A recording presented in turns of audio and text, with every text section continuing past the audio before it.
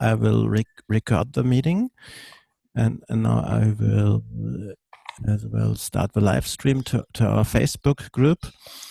Yeah, my name. I wait another second until the stream has started. Back to webinars. So I think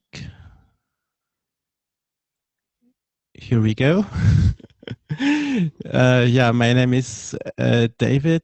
I'm living in Salzburg, Austria, and I am a lecturer at Salzburg University. And this event,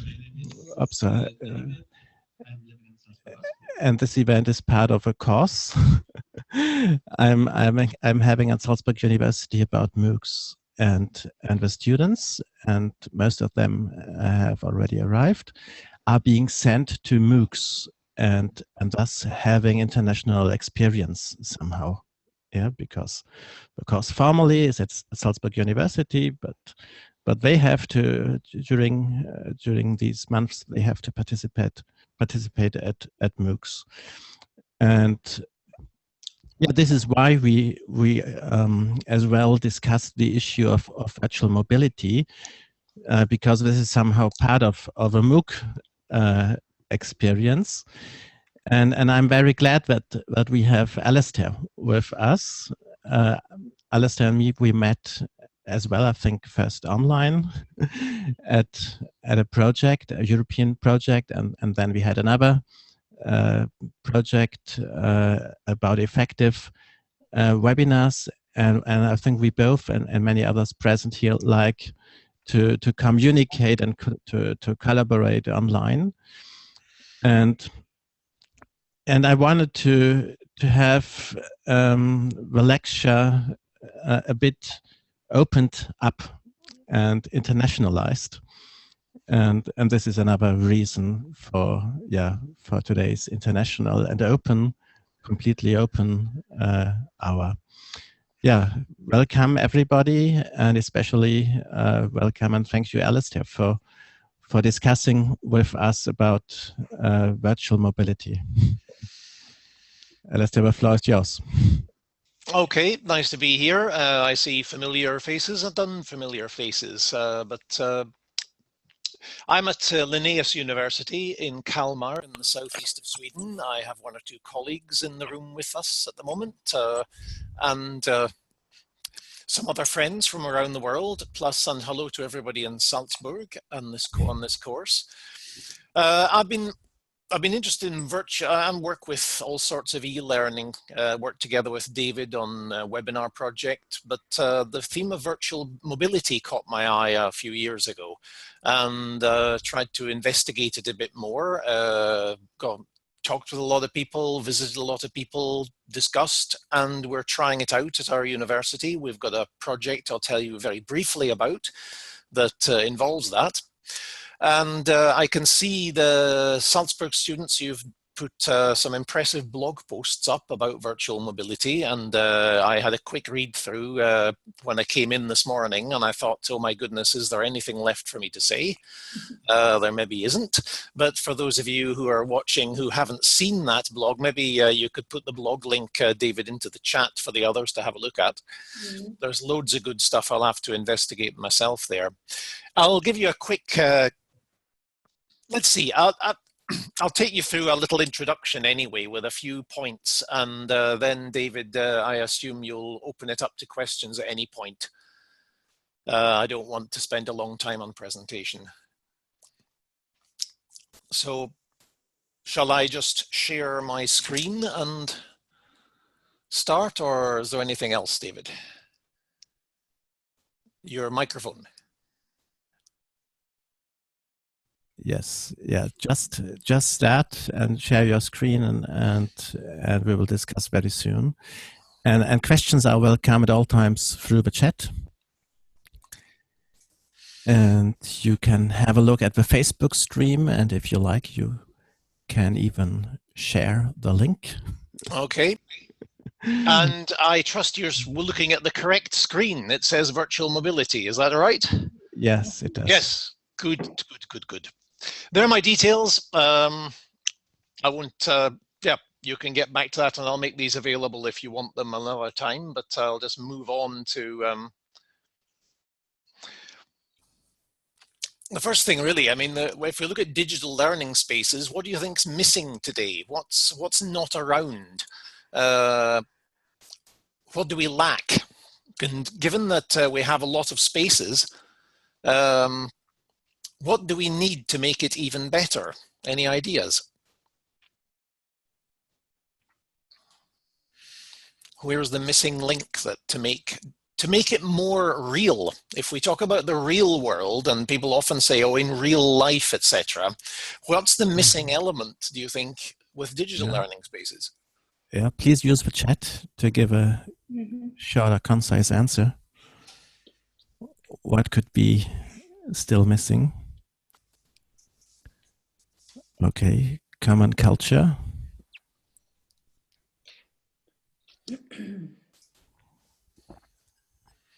More communication, live communication. Ahmed, please try to send your message to all participants. Yes. Not just to me, because it was a private message. I like Johanni's idea, glue, how we stick together. How do we put it together? Because it's very fragmented. We've got all these tools. Yeah, social glue. You mean, I can see the, social and technical, because the tools tend to be rather isolated from each other. We're here in Zoom at the moment. We're live on Facebook. How it's linking them together, creating bonds.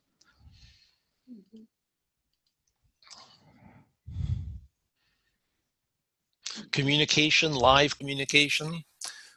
Sometimes I wonder, though, whether live communication is great when you can do it, but sometimes live communication has its difficulties. We sort of see it as the ultimate communication, but I think sometimes asynchronous, non-live communication can be deeper communication, more thoughtful, more reflective, and give everybody the chance to be heard. The problem with live is the quiet people don't get a chance to say anything. It favors only certain types. Informal coffee breaks, yes. Space for focus and silence. Yes, do we need digital quiet spaces? In fact, we have apps and so on that will turn your social media off, but that's a bit, you've got to be able to do it yourself, I think, somehow. Okay, as you can see, we have certain, there are some things are missing. We have a lot of arenas today. We have the physical spaces, but the physical spaces are becoming more digital and being integrated with the virtual spaces. So that by using things like HoloLens and virtual reality and augmented reality, the virtual and the digital and the physical world are coming together and becoming integrated with each other. And maybe things like that are making virtual mobility even more interesting. That virtual mobility is about being in another place, even if you're not physically there. And the technical aids that we have available today are becoming much more they're becoming much easier to use. They're becoming more integrated. So we have a lot of arenas for learning today, and we have to try to integrate them. We have to try and help bridge the gap between the people in one physical room and people in another physical room. And by things like overlay technologies like augmented reality and so on, I think we're beginning to get somewhere. We can maybe, we can actually, what am I trying to say? Trying to fit the two together. It's that missing, that glue that Johanni came up with there. I think some of these technologies are going there.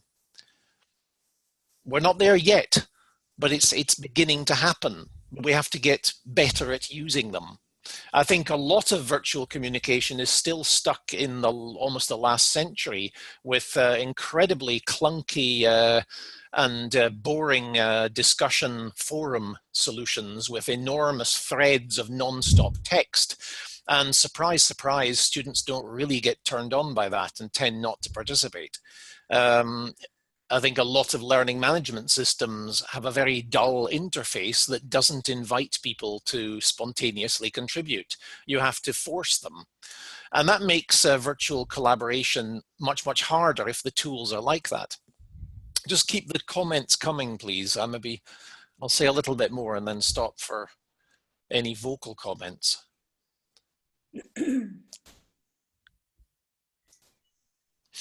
These are the skills that employers are looking for in students. I think everybody is well aware that it's soft skills that are becoming more important than the actual hard skills, that these sort of soft skills are demanded both on site and online. It's one thing being able to do this in a room, but it's another thing being able to do all this together with people at different locations around the world. Dealing with time zones, dealing with cultural diversity, and being able to do this online. Are we providing students with enough opportunities to solve this? What we're doing just now is very much virtual mobility. We are now mobile, we're collaborating internationally, and actually very, very clearly I can see you eye to eye. We can have more open communication, but are our students getting enough practice with this?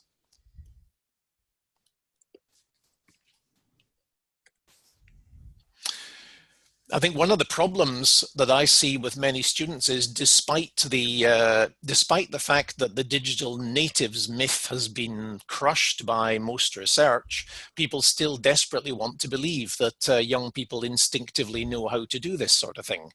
And in my experience, many are not well experienced and don't really know how to build a network, how to reach out internationally, how to use their network to solve problems. They tend to network only with the students in their own course or faculty or university. How do we encourage them to break out of the faculty walls? So I think building network literacy is extremely important. I think, collaborative literacy, not just networking, but collaborating effectively. I think that's another key literacy that we need to develop. So if we're looking at virtual mobility, I see it's very much about inclusion, because a lot of people can't go on physical mobility. That's it. It's very, very difficult for them to go abroad. Not practical. Many people don't have the money for it. Maybe it requires extra cash to do it. They don't always get a full stipendium that covers all the costs. Many people have various disabilities. And I think with virtual mobility, we include everybody, especially with the aids that are available. If we make the digital arena as inclusive as possible, it's sustainable, and the footprint isn't very large, but especially that we integrate internationalization into daily work. I'm talking to you here, and then in about 45 minutes, I'll go back to my work at the desk. I'll probably go next door and have a cup of coffee with my colleagues. And it's sort of working internationally 1 minute and with your colleagues locally the next. And building online collaboration, strengthening relations with partner universities. I think a lot of partnerships in universities could be made better with this. I think we lack that day-to-day partnership, seeing each other quite regularly and having people to network with if we have difficulties or if we have questions, and making it not such a big thing to have international. You don't have to go there to get to know people, though it's very nice. The one doesn't negate the other. It complements physical mobility. I'll stop for a second and have a look at the questions. And if you want to say something, then do so. Yeah, there has been going on discussion about motivation of students and why they are lazy to really benefit from online.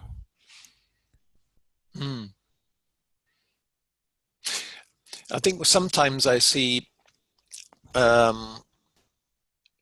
sometimes I think the students need to, if they understand why it's important, they will do it. But not just as an exercise, not just for the fun of it. Mm-hmm. The benefit has to be obvious. Mm-hmm. So integrated into the course that there are credits available here, that this is part of your learning. But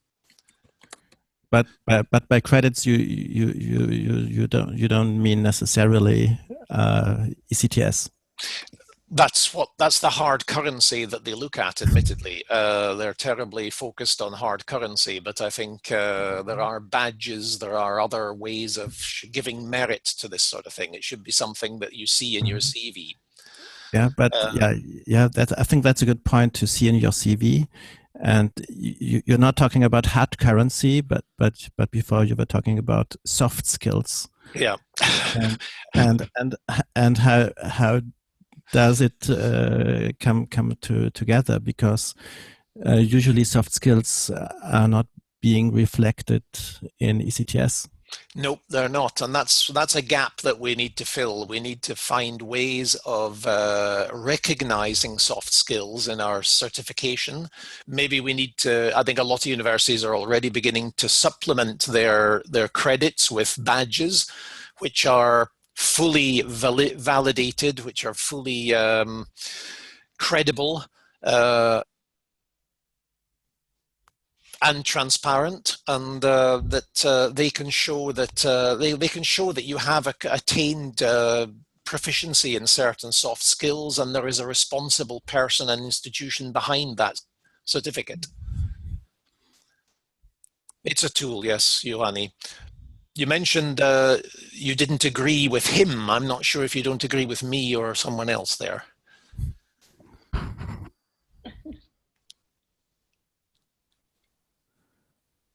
Okay. Okay. Badges.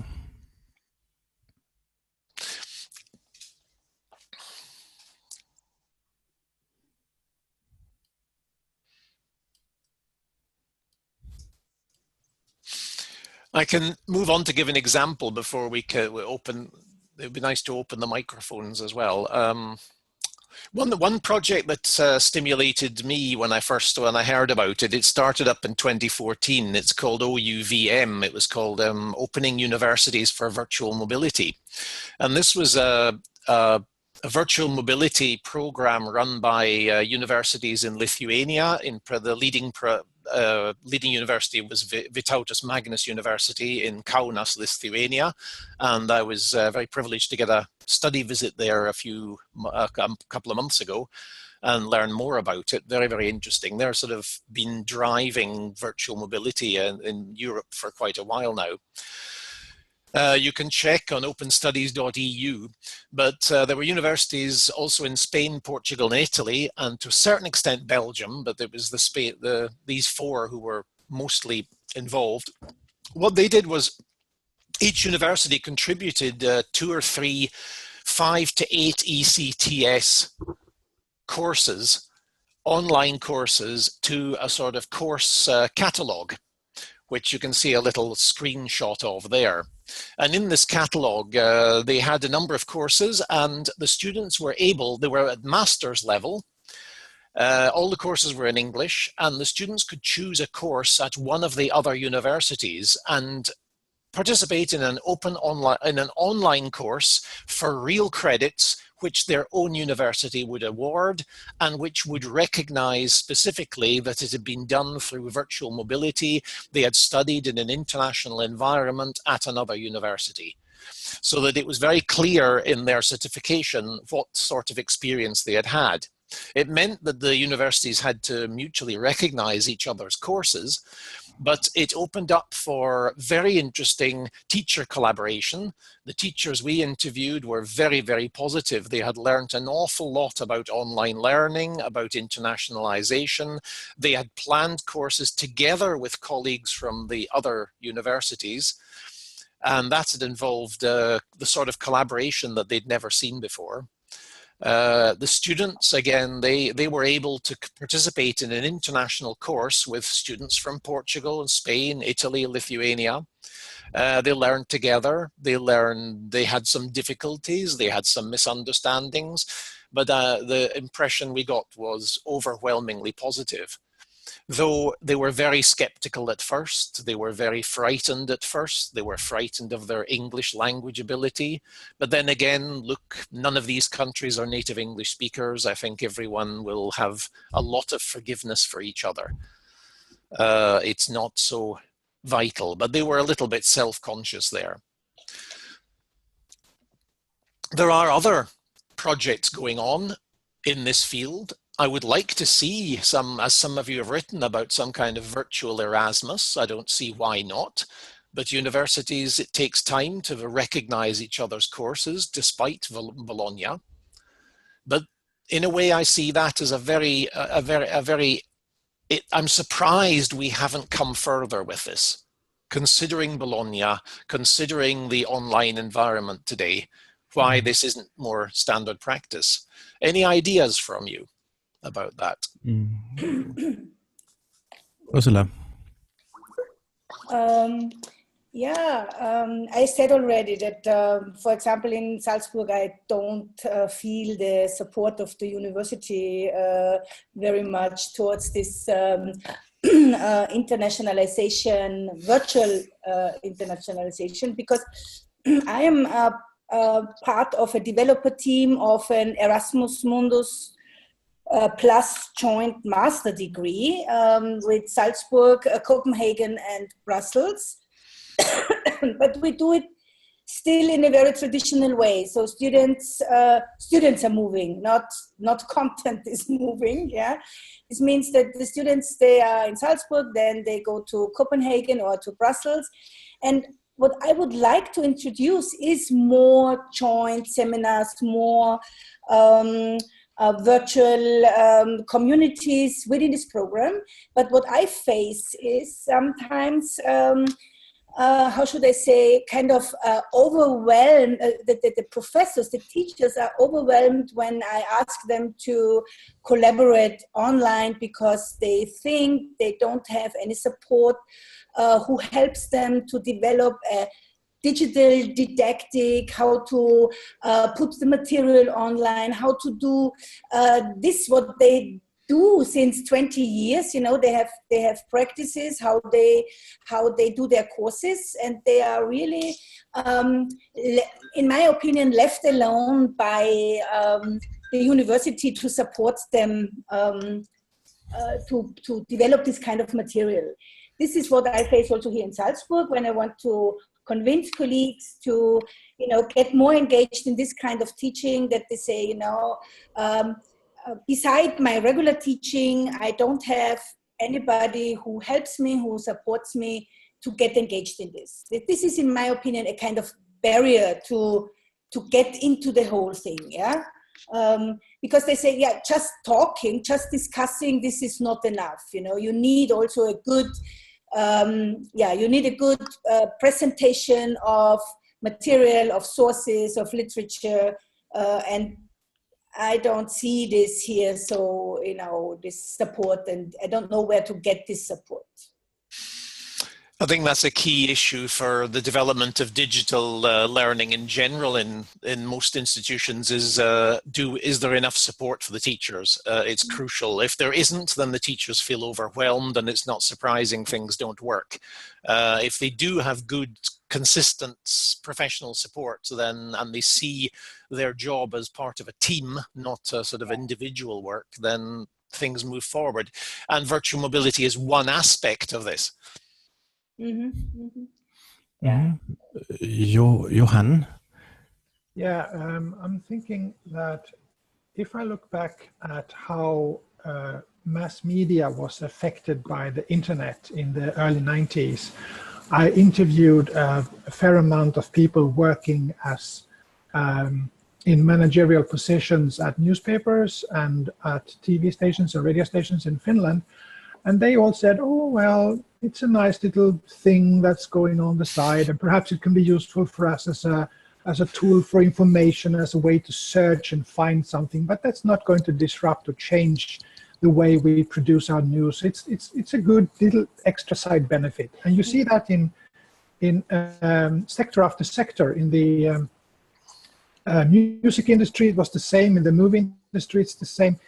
They don't understand the paradigm shift. So I think what Röthler said earlier about the fact that people have been teaching for 20 years and they feel that they have the competence, but only in the classroom, is actually more important to understand than the technical know-how or the technical support. Yes, it's important to be technical, but I think sometimes the universities like to talk about new pedagogies, about being on the forefront of the cutting edge of technology and embracing everything, but they're really quite scared at what this change would mean for them, and they're not willing to open up their own understanding of what is knowledge creation, what is this thing that could actually be a win-win situation. They feel this as a threat now, if anything, or they see it as a little side thing. Yeah, it's fun for a while and let's have some play around with it, but then let's go back to the real business, which is a teacher or a professor in a classroom giving lectures. I think this is the mindset that is the biggest obstacle, more than anything else. And that is taking a long time, much longer than you think, because for mass media in Finland, it took maybe 20 years, but we see now it's generally spoken about the imminent death of the printed press because online has become so strong. Journalism will not disappear, but the current formats of it will look different, and it needs to find different ways of working and relating to that. Music industry is the same. Every industry is affected by digital. So it's just a question of this is going to happen, and do you want to be part of shaping it, or do you want to be overwhelmed by it? And I think they're overwhelmed and trying to hide a little bit. I mean, not everybody, but to some extent universities feel that they are protected, and they're not. Nothing is protected in that world. Yep. And I suppose it's symptomatic that very often when universities become sort of more modern, the most obvious thing to do is, well, we record our lectures, and that doesn't actually solve anything really. It's sort of it's just continuing doing the same. But there's massive potential here, let's say, but it demands a new way, a new approach to teaching. And a new approach. It has to, as Daniel has said, you have to have it inside the curriculum. It has to be built into the system. We can see lots of examples of where individual teachers try to do things like virtual mobility, and they put it in as a fun thing on the side, but the students just don't react because they say, oh, they want the hard currency. They're after their credits. That's what that's why they're here. Let's face it. Sadly, yes, I hope they want to learn as well, but number one is get the credits, pay the loan, etc., etc. So if it's not part of if it's not baked in, if it's not part of the curriculum, if it's not clearly rewardable, then they're skeptical. But there's a lot of work to be done. It needs top management buy-in amongst, above all. In secondary school in Finland, we see a major shift coming now because we have the digitalization of all our tests. The student exams in Finland is now moving to digital only. And that has an immense effect and impact on the teachings, because it means that the teachers have to learn. It means that it has to be in the curriculum. They have to test for these tests. They have to learn it. And it also means that we are shifting to digital teaching materials. Unfortunately, the digital teaching materials is mostly a PDF version of a printed book at the moment. But we are seeing a progress that is unstoppable for them. There are challenges there, but that is a kind of systemic shift that they cannot ignore any longer, because in primary and secondary education in Finland, digitalization and using of flexible learning tools and lifelong learning has been in the curriculum for 10 years, but it has not had any real effect on the actual change in all schools. Some schools, yes, but not in all schools. This will have that shift, that effect. And perhaps, Alastair, something equally disruptive needs to happen for the universities in order for that really to change. And that is then unfortunately, that's the stick. And I would prefer to talk about the carrot, prefer to talk about the gains we can do by virtual mobility, by creating new learning spaces, and not forcing the universities into this against their will, because that's never a good start for change. But I see that could probably also happen. Mm. Mm-hmm. Mm-hmm. I'll give you a little bit more sort of examples. We've been looking at staff virtual mobility. I mean, in those sort of, can we get staff to work together on courses with each other, planning courses together and offering courses internationally? Also by opening up internal courses for staff. This is this is an interesting development that one or two of my colleagues here are former participants of this course, Open Network Learning, Francisca, Kise, amongst others, I think. This started off, it was an internal staff development course at a couple of Swedish universities, Karolinska Institute and Lund University. And then I got called into it at Linnaeus University, and now we have 4 Swedish, 1 Finnish and 1 South African university, and next term in the autumn we should have some more. It's an open online course to help teachers work with net-based education. So it's an open network course about open network learning, so that by doing the course you're involved in virtual mobility, you're working in study groups with teachers from other universities, from other parts of the world, and it's very participative, and it's quite a culture shock for some teachers, but most people manage to get their heads around it, though we put a lot of time into supporting them and helping them on the way.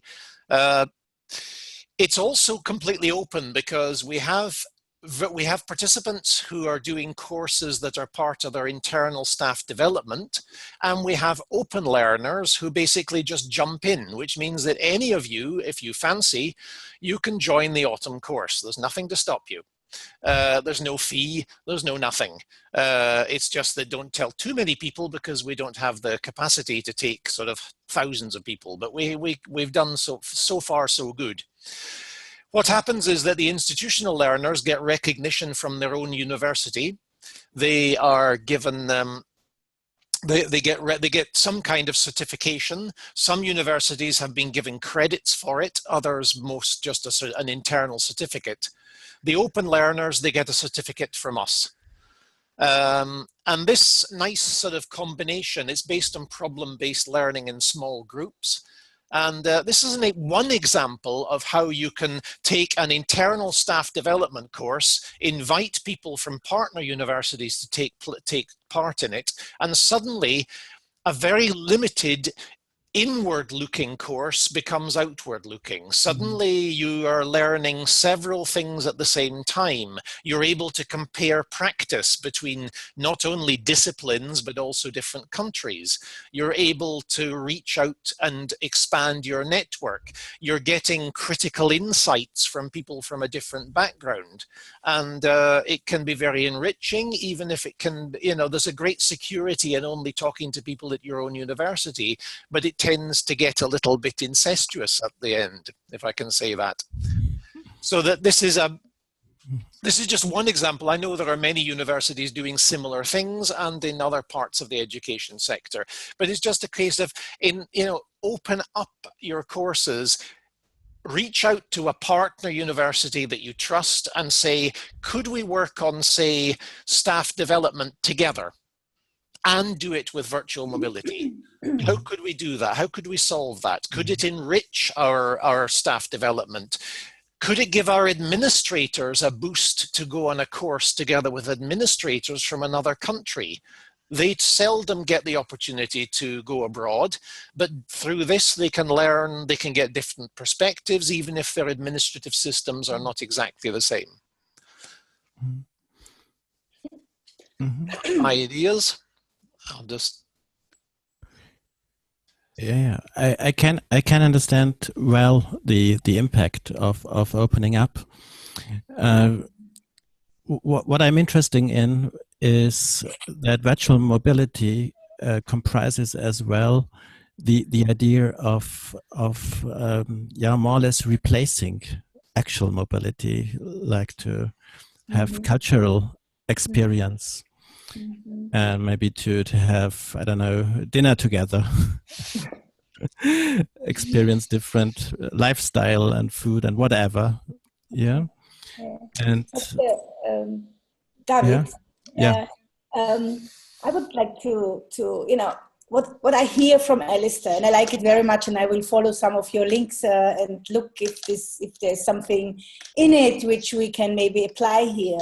But I see there are worlds between, and we know this, of course, between the Scandinavian notion of learning and schools and education, and let's say Middle Central European, as we have here in Austria, and it is really, what you are talking about, the values gained through online collaboration between teachers and so on. Yeah, I have the feeling that this value is not yet recognized, for example, here. Yeah. So when I have a lecture running. It's a so-called lecture where we invite guests, and every week we have another guest talking on digital society, issues of digital society. And actually, as a result of a talk to David, we have also a Facebook live stream, at least, that we go beyond the lecture hall. Yeah? And now I get the really comments from my colleagues. They say, this is the reason why we don't have that much attendance, physical attendance, what they wanted, because people can say, yeah, I can watch this on Facebook. And I felt that, at least in Salzburg, the physical attendance, how full the lecture hall is, this is the measurement of a successful lecture. And so if we do it online, they don't have the feeling, are there people there, is this important, is somebody listening? So there is not yet, let's say, a proven format, how to demonstrate how successful this kind of online courses are. And what I experience is only, you have to draw people in the lecture hall, and all, virtual endeavors are counterproductive to this. What is stupid, but it is so. But at the same time, we can see all the people who are involved in this. It's quite clear that people are there. I think maybe I wouldn't like to be doing this in a lecture hall that was empty, because what's the point in being there? I'd rather sit at my desk. But I know universities where they basically online and physical doesn't make any difference. And one case where the teacher can be seen in a classroom at the university with maybe 2 people sitting there, but there are 35 others online. Yeah. And they can see a big screen, and they maybe don't see everybody's faces, but they see that everybody's there and they're participating. And whether there are 2 people in the room or 35 doesn't matter. The total of people in the virtual, the people involved in the experience are many, but we have to change our perspectives. But I think also it's a question of control.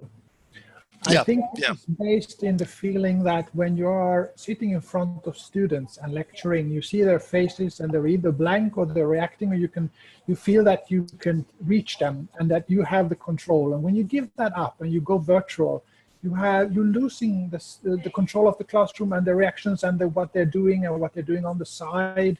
So I hear you, and I think, Ursula, and I think it's a very real concern. So I think what is needed here is some sort of metrics, some sort of measuring it that would make sense to decision-making teachers. That, okay, so what are we looking at? Are we looking at student input?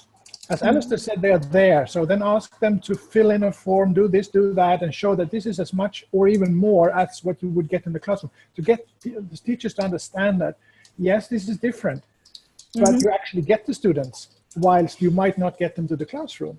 So, but I see your problem, and we have to take that for real, because that is one of the practical barriers that would, regardless of how much we will sell the idea of virtual, if that's the mindset of a teacher or a headmaster, of course, they won't support it, obviously. Yeah. I put a link there to There's a tool called Shindig that I'm really enthusiastic. I think David maybe has tried. I don't know if you've tried it, but it looks like the answer to a lot of our prayers there, because you can see that you can see an audience, and the audience can sit with their friends, even virtually, and they can mingle. You can have an actual cocktail party mingle with people's heads, video streams being put close to each other and so on. It looks very interesting, though I haven't tried it yet. Maybe if I a little bit more, I'd mention a little bit about a project that we've got here at the University Global Classroom. It's not a large-scale project. It's more sort of investigating ways of facilitating international cooperation. In a way, the ultimate goal would be that all our degree programs offer both physical and virtual mobility in as many courses as possible. That's not going to happen that's not going to happen next year or anytime that soon, but to sow the seeds with these. So we're trying to sow seeds basically in this project. There's a link to the information there, and I can make that available as well. Wait a minute, I'll go back to. The idea is we've been working with program managers or program leaders who have degree programs, getting them to do a bit of self-assessment of how international their programs are, getting them to see what's missing, and to try and devise action plans of how they can do something about that.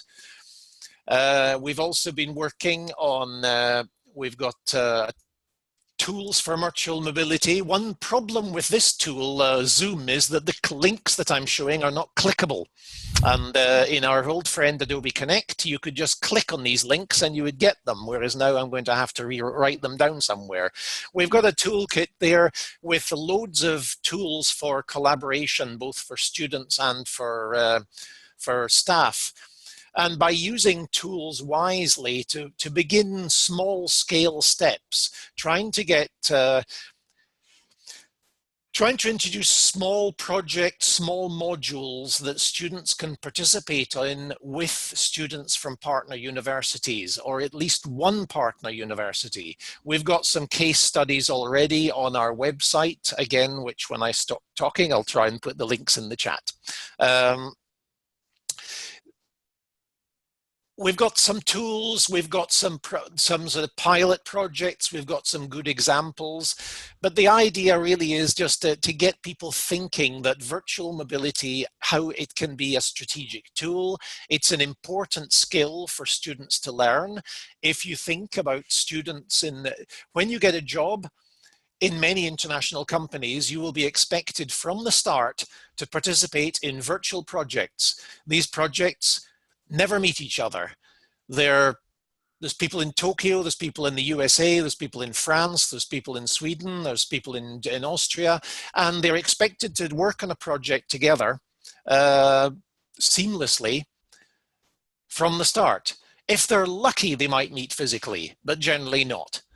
They expect these students to know how to do this.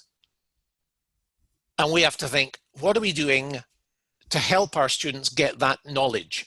This course at Salzburg is a wonderful start, but our students need to be experts in online collaboration and finding tools, finding solutions, not just taking what's the standard offer. So you need to be proactive. You need to learn how to search for new tools to do things that, because quite often people say, oh, I wish I could do XXX online. And then I say, yes, you can. Have you tried this, this, and this? And they say, I didn't know it existed. Of course, but you've got to be looking. You've got to know where to look. Mm-hmm. We developed a self-assessment tool for teachers, or basically program leaders. You can download it. It's free to use. The idea is it provides criteria which the program leaders look at and see, does my course fulfill these criteria? What is missing? What would we like to be able to fill in 1 year's time?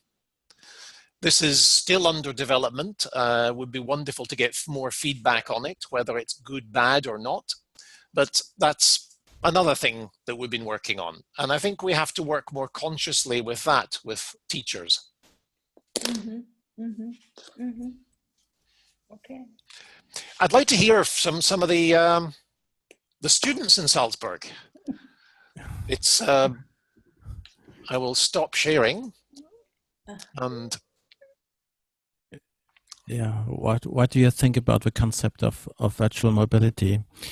I remember a short discussion I've had with Ahmed, who actually was quite far away for a student exchange or for a student for international program. Ahmed, would you like to? Questions or impressions that I had while studying abroad? Yeah, I wonder, Ahmed, we discussed about if virtual mobility can somehow come close to actual mobility concerning as well cultural aspects. And you told me no, it's completely different. You will never be able to somehow replace.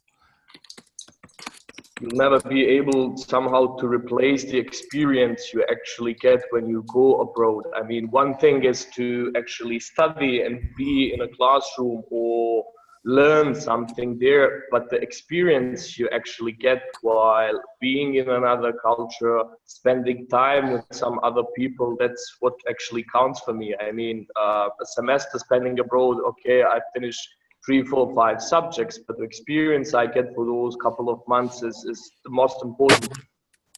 And in my opinion, virtual mobility can never have this kind of benefit. But I actually posted one site where it was stated that only 20% of the students can have actually the ability to go abroad, but 80% of the people don't have the ability. They maybe don't have the money. They don't, I don't know, because of some other reasons. And why not actually to bring some kind, although it can never be the same, but still communicating with students from other universities, students from different countries can still bring some kind of this feel being somewhere abroad. I mean, even talking to someone having different perspectives can actually help you to gain some kind of intercultural competence in this manner. And even if we cannot get the whole pie, maybe some pieces of it is good enough for me. That's my opinion. Yeah, I agree completely. We're not even trying to compare. It's not either or. It's and. It's like everything with when we're talking about digital communication. I'm a bit tired when we get into these discussions of what's best, digital or real life.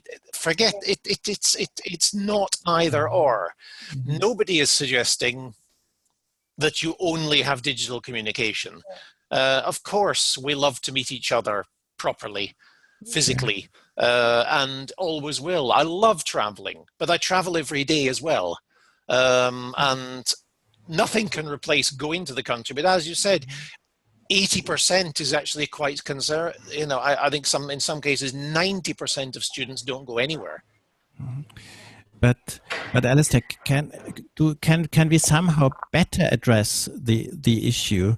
For example, I'm going to try with a colleague of mine in Salzburg a virtual dinner. So we are going to have dinner at 2 different places at the same time. Yeah. And why not? And, yeah. Have you ever tried? I don't know. Some. Sorry, Johanni is. Johanni Got an urgent post. Sure. Yep. Alastair began by asking what's missing. Yep. What I touch upon is very, very crucial as well. And what is usually missing online is trust. You need to know, you need to trust your fellow students. And that's 10 times easier if you've had dinner or a beer together, or if you've sit and worked in the same room together. So And I agree, Alastair, that it's not either or. My best experiences with online is flexible, that you meet first or you have physical meetings, and then in between when you cannot meet, you continue online, and then you already know the group, and it is 10 times stronger because you already have built the trust and you've had the fun, you've socialized physically. We are human beings. We need, I think, still physical realities to be able to orientate ourselves, and we shouldn't underestimate that. Of course, we can play around with virtual dinners and games online and hanging out online, but I think for the foreseeable future, for me, the big benefit is flexible, that you can do both, that they combine very well, either or, which I think is very dangerous to consider as an option. Yeah, because, I mean, this meeting is totally impossible physically. It would involve weeks of planning, massive amounts of buying tickets and arranging and fixing our diaries. Admittedly, most of you are not, you haven't been able to, if not everyone gets a chance to speak. That's the problem. I think we have to work with beyond the synchronous meeting. The same thing in a physical meeting, only a handful of people speak in the classroom as well. How can we use digital tools to extend the meeting? Can we use digital tools to say, right, we've had this sort of introductory chat, but I'd like to hear what all of you say. So we've got like a video booth. There are tools for that where all of you go in the next day or so and say what you think on film, and we can all look at that. In fact, there's a nice, you could do that, David. There's if you used Flipgrid, which is a lovely tool, which is free, everybody could go in and say what they think you get 1.5 minutes to say it. You can do it on your mobile. And then we can hear what everybody thinks, or provide some kind of a forum or a discussion thread or a Facebook group or whatever, but let everyone have their say, because it is sad.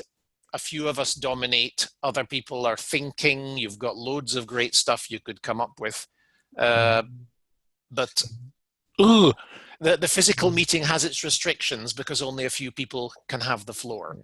Yeah, I would like to have Franziska, because she's writing about socializing activities online, and maybe she could give us an example, because I'm sure it's important, like Johanni said, trust is a matter, and socializing could build trust. Sorry, yeah.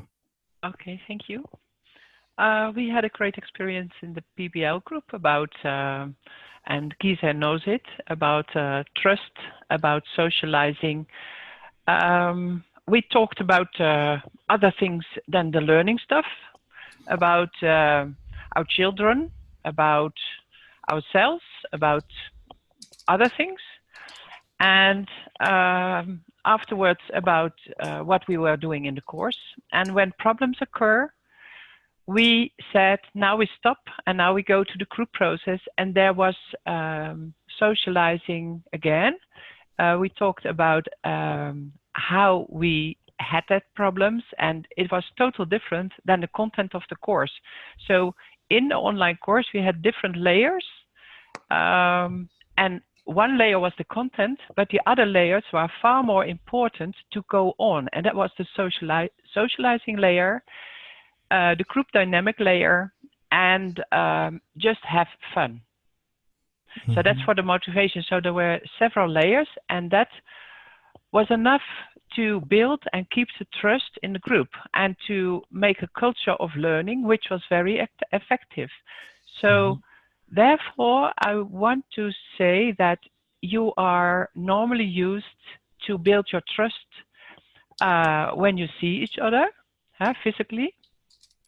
But there is a great possibility to do it online if you know how to do it and what is important.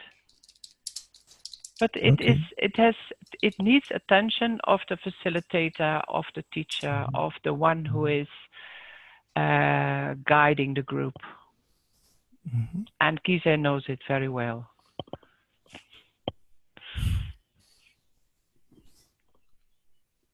Yes? Okay, thank you. Thank you, Franziska. Yeah, I think we should come to an end of a meeting very soon. Yeah, maybe last last comments from everybody's side? Especially the students, I would encourage to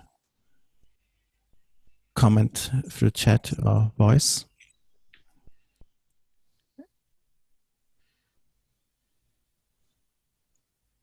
Yeah, it's always a bit of a challenge to moderate a meeting with a new group and a different environment for most of us.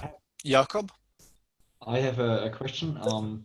What do you see is the main fear of universities to do the step into this online stuff? Like, now it's working, everything. I see that it's working if you go on like everyday university stuff, but of course it's coming, and there's this sort of border. What's keeping universities to do the full step, and what is the main reason for this? Oh, you've got the invitation. If you press the button, I'll go into a 1-hour lecture on that, which is not a very good idea. I think there are many reasons. I think we said earlier it's a sort of fear of losing control. I think there's also tradition is a massive factor here. What we have always done, a lot of universities own self-image. There are a lot of myths and legends around. The great vision of the campus university and the students sitting discussing deep philosophical things on the lawn with their professors. I don't think that happens actually, but it's a lovely story. And the same thing with the classroom. There's a lot of self-deception going on that the lecture hall is actually a communicative place. It isn't. There's a lot of fear. It's a big step. I think digitalization means we have to change the way we teach. We have to change the way students learn. We find that students are not always they don't always welcome the change either. We have examples of teachers who try to change to use more innovative pedagogy, using much more digital resources, and the students complain because the teacher is not giving them proper lectures. Give us the food. We want to be fed. And it's because that's what we've always done. Here's all the stuff you need to know, and this is going to be in the test, and so is this. And when we sort of say, okay, go out and find what reading there is, go out and choose your own literature list, go out and find, go out and interview, find lectures from other places that are relevant, and let's discuss it. And that can be a bit scary. So it means changing things around a lot. And universities are under massive pressure from governments, from society to do this, and it's difficult for the leaders to prioritize. There are so many things going on and so much pressure, and teachers they're up to here. And I don't have time for digitalization. I'm doing all this. Maybe one other remark. I think they expose themselves to global competition, and that can be frightening as well. I think this is an issue. As you said, Alastair, it's actually universities have to change the complete culture of education and how they teach, because what I experience is there is a big fear of transparency, of that others can look into my classroom. This is another matter of control. Normally the teacher and the students are in their room, and what is in this room, this is a thing between the teacher and the students.